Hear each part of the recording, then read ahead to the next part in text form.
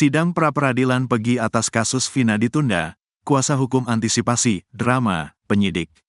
Majelis Hakim Pengadilan Negeri Bandung menunda sidang pra-peradilan Pegi Setiawan alias Perong, atas kasus pembunuhan Vina Cirebon dan Eki. Sedianya, sidang pra-peradilan Pegi Setiawan dijadwalkan digelar Senin, tanggal 24 Juni tahun 2024, di Pengadilan Negeri Bandung. Namun, Hakim pun terpaksa menunda hingga pekan depan, Senin, tanggal 1 Juli tahun 2024. Diketahui, Pegi Setiawan ditetapkan sebagai tersangka kasus pembunuhan Vina Cirebon dan Eki yang terjadi pada 8 tahun silam. Disebut sebagai buronan selama 8 tahun, akhirnya Pegi ditangkap jajaran kepolisian pada Selasa, tanggal 21 Mei tahun 2024, pukul 18.28 waktu Indonesia Barat. Jajaran Polda Jabar menangkap Pegi di Bandung tanpa perlawanan.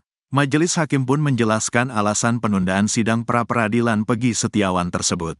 Sidang ditunda lantaran tidak dihadiri oleh pihak termohon yaitu Polda Jabar.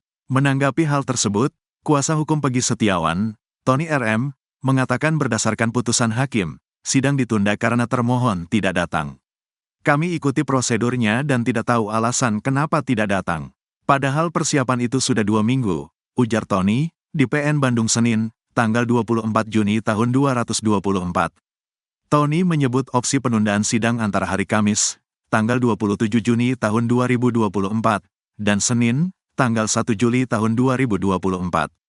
Ditanya tanggapannya soal ketidakhadiran pihak termohon, Tony menyebut hal itu merupakan strategi untuk mengulur-ngulur waktu. Itu harapannya berkas yang sudah dijaksa dinyatakan lengkap, sehingga bisa lolos ke persidangan, kata Tony. Kendati demikian, pihaknya telah mengantisipasi drama dengan menyurati Jaksa Agung agar mengatensi, mengingatkan kepada Kejaksaan Tinggi agar hati-hati menyatakan berkas lengkap. Pasalnya, kasus tersebut telah menjadi perhatian publik. Sinyal dari Bapak Kapolri saja, penyidik terdahulu saja, tidak mengedepankan scientific crime investigation. Artinya kalau dulu saja yang masih baru semua bukti-buktinya masih ada, tidak mengedepankan metode itu apalagi sekarang. Ini sinyal Kejaksaan Tinggi Jawa Barat buat jaksa peneliti, jaksa penuntut yang meneliti berkas Pegi. Itu sinyal kehati-hatian jangan menyebut asal lengkap, bola panasnya ada pada jaksa, siap-siap nanti di persidangan bertarung, jelasnya. Tony menyebut, apabila P21 dan pra-peradilan gugur, upaya selanjutnya masih ada kesempatan untuk membela Pegi Setiawan menegakkan kebenaran di persidangan pokok perkara. Terancam hukuman mati. Buronan kasus pembunuhan Vina Cirebon dan Eki, yang kini telah ditangkap, Pegi Setiawan alias Perong, terancam hukuman mati. Sejauh ini, berkas perkara tahap 1 untuk tersangka Pegi Setiawan, telah dilimpahkan penyidik di Treskrimum Polda Jabar ke Kejaksaan Tinggi, Kejati. Jabar, diketahui, Vina adalah gadis 16 tahun asal Kampung Samadikun, Kecamatan Kejaksan, Kota Cirebon, Jawa Barat, yang tewas bersama kekasihnya, Eki, di Jalan Raya Talu, Kecamatan Talun, Kabupaten Cirebon, Jawa Barat pada Sabtu tanggal 27 Agustus tahun 2016. Keduanya menjadi korban penganiayaan geng motor. Pelimpahan berkas dilakukan pada Kamis tanggal 21 Juni tahun 2024. Penyidik hanya melimpahkan 1 berkas tebal berjilid merah. Berkas tersebut diterima oleh petugas Kejati Bagian Pelayanan Terpadu 1 Pintu, PTSP. Dirkrimum Polda Jabar, Kombes Pol Surawan mengatakan, dalam berkas tersebut Pegi dijerat dengan pasal 340. Sama dengan yang dulu, pasalnya, ujar Surawan, Jumat, tanggal 21 Juni tahun 2024. Sementara itu, saat ungkap kasus polisi menjelaskan bahwa tersangka kasus pembunuhan Vina dan Rizky alias Eki di Cirebon pada 2016 itu dijerat Undang-Undang Pasal 340 KUH Pidana Jo Pasal 55 Ayat 1, Pertama KUH Pidana dan Pasal 81 Ayat 1, UU Rino. 35 tahun 2014 tentang perubahan atas UU Rino. 23 tahun 2002 tentang perlindungan anak Jo Pasal 55 Ayat 1, Pertama KUH Pidana dengan ancaman pidana mati, seumur hidup dan paling lama 20 tahun 16. Sebelumnya, Jaksa Penuntut Umum, JPU, Kejaksaan Tinggi, Kejati, Jabar, bakal melakukan penelitian selama 2 pekan, terhadap berkas perkara tahap 1 Pegi Setiawan alias Perong yang dilimpahkan Polda Jabar. Kami Kejati Jabar barusan menerima berkas tahap 1 atas nama tersangka PS. Setelah menerima berkas tersebut, jaksa akan melakukan penelitian berkas perkara selama 14 hari sesuai KUHP, dan dalam waktu 7 hari jaksa akan memberikan sikap terhadap berkas perkara yang dikirim tadi, ujar Kasipenkum Kejati Jabar, Nur Sri Cahyawijaya. Menurutnya, dalam perkara ini total ada 6 jaksa penuntut umum yang akan melakukan penelitian terhadap berkas Peggy Setiawan. Sesuai pemberitahuan lalu, jaksa yang menangani sebanyak 6 orang. Tidak ada penambahan, jaksa yang menangani sudah sesuai, katanya. Setelah dilakukan penelitian, kata dia, jaksa penuntut umum akan menentukan sikap apakah berkas tersebut sudah lengkap atau harus dilengkapi oleh penyidik di Treskrimum Polda Jabar. Kalau pendapat jaksa peneliti bahwa belum lengkap, akan diberitahukan kepada teman-teman penyidik. Kalau lengkap kami terbitkan P21 dan kita akan menerima tersangka dan barang bukti, ucapnya. Kapolri perintahkan anggotanya kumpulkan bukti tak terbantahkan di kasus Vina. Kapolri Jenderal Polisi Listio Sigit Prabowo meminta agar kasus pembunuhan Vina Dewi Arsita alias Vina Cirebon dan kekasihnya, Eki, di Cirebon, Jawa Barat ditangani dengan tuntas.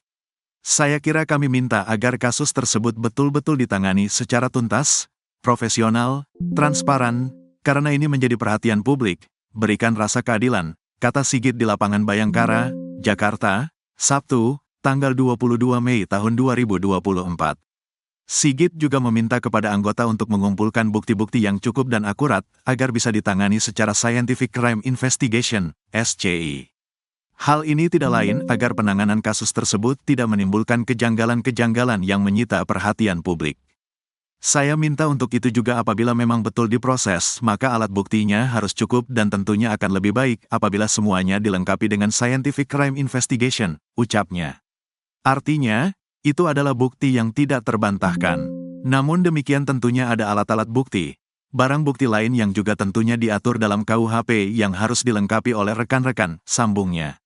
Selain itu, mantan Kabareskrim Polri ini juga meminta agar Bareskrim hingga Propam Polri juga turun melakukan asistensi dalam kasus tersebut. Kami sudah pesan kepada Polda Jawa Barat dan juga menurunkan tim asistensi dari Propam, dari Irwasum, dari Bareskrim Polri karena memang peristiwanya yang terjadi 2016. Hingga kita minta bahwa ini menjadi perhatian publik, tuturnya. Sebelumnya, Kapolri Jenderal Listio Sigit Prabowo menyinggung penyelidikan awal kasus kematian pasangan Vina dan Eki di Cirebon, Jawa Barat beberapa waktu silam yang tidak menggunakan metode Scientific Crime Investigation. Hal ini dikatakan Wakapolri, Komjen Agus Andrianto saat membacakan amanat Jenderal Sigit di hadapan wisudawan STIK PT IKA, Jakarta pada Kamis, tanggal 20 Juni tahun 2024. Agus mengatakan hal tersebut yang membuat banyaknya spekulasi yang berujung menjadi tudingan adanya kejanggalan dalam penyidikan kasus tersebut. Pada kasus pembunuhan Vina dan Eki, pembuktian awal tidak didukung dengan Scientific Crime Investigation, kata Agus. Sehingga timbul isu persepsi negatif terdakwa mengaku diintimidasi, korban salah tangkap, dan penghapus 2 DPO yang dianggap tidak profesional, sambungnya. Menurutnya, Scientific Crime Investigation ini punya banyak peran penting untuk proses penyidikan suatu perkara agar mendapatkan bukti yang kuat dan valid. Menjadi penyidik yang profesional dan terhindar dari perbuatan menyimpang, mengedepankan Scientific Crime Investigation dalam pengungkapan perkara. Dalam pengungkapan perkara, bukti harus terang dari cahaya, lebih terang dari cahaya, ucapnya. Agus memberi contoh penyidikan kasus yang menerapkan Scientific Crime Investigation, yakni kasus pembunuhan Dr. Mawarti di Papua.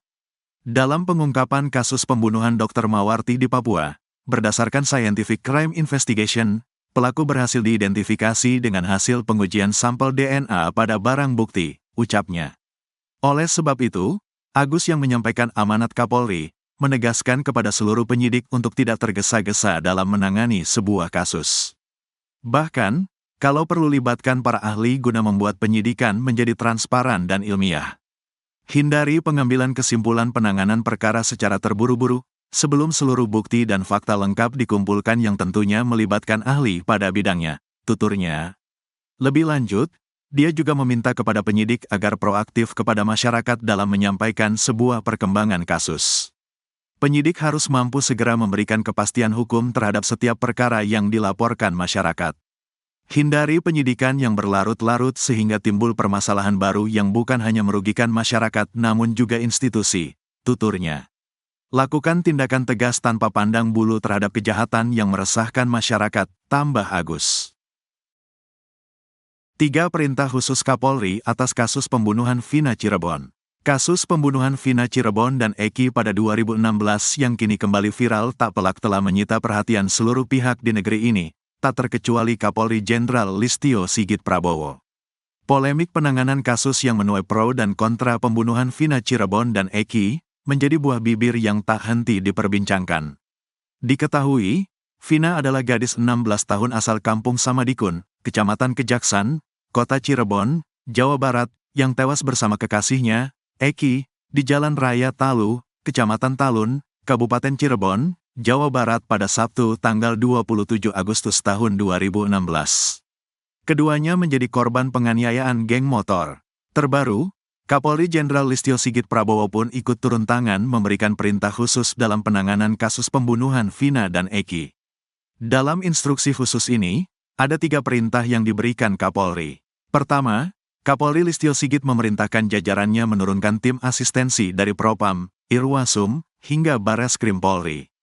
Tim asistensi ini diturunkan mengingat kasus ini sudah terjadi pada 2016 lalu dan belum sepenuhnya selesai hingga sekarang. Kami sudah pesan kepada Polda Jawa Barat dan juga menurunkan tim asistensi dari Propam, dari Irwasum, dari Bareskrim Polri. Karena memang peristiwanya yang terjadi 2016 hingga kita minta bahwa ini menjadi perhatian publik, kata Kapolri Listio Sigit dilansir Kompas, Sabtu, tanggal 22 Juni tahun 2024. Kedua, Kapolri Listio Sigit meminta jajarannya untuk memantau peristiwa yang terjadi terkait kasus pembunuhan Vina dan Eki ini. Meskipun kasus ini sudah berproses di pengadilan dan sudah ada putusan inkrah, Kapolri Listio Sigit tetap meminta jajarannya untuk melakukan pendalaman. Walaupun saat ini sebenarnya kasus tersebut sudah ada di pengadilan ya, sudah ada putusan inkrah, kasasi, namun demikian kami minta untuk didalami, terang Kapolri Listio Sigit.